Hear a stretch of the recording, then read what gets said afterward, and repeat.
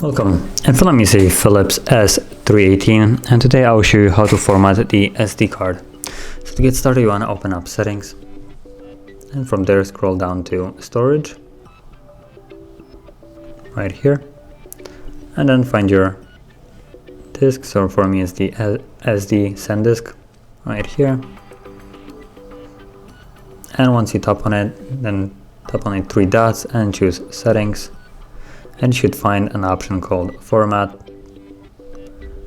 Get a message that performing this will remove all your data from the card, so just tap on erase and format.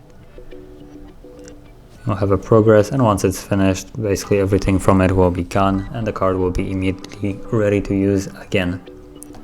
So if you found this very helpful, don't forget to hit like, subscribe, and thanks for watching.